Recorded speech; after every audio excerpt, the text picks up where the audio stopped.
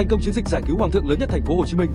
Phòng Cảnh sát hình sự Công an thành phố Hồ Chí Minh vừa triệt phá thành công một đường dây chuyên thu gom mèo để tiêu thụ liên tỉnh. Qua đó giải cứu và thu giữ hơn 500 con mèo, đồng thời mời làm việc với 10 đối tượng có liên quan.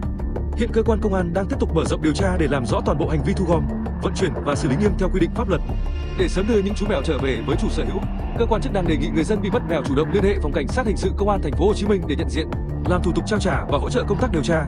Về trách nhiệm pháp lý, theo điều 173 Bộ luật hình sự năm 2015, hành vi bắt trộm chó, mèo có thể bị xử lý về tội trộm cắp tài sản. Tùy theo tính chất, mức độ vi phạm và giá trị tài sản chiếm đoạt, người phạm tội có thể đối mặt với mức hình phạt cao nhất lên đến 25 năm tù.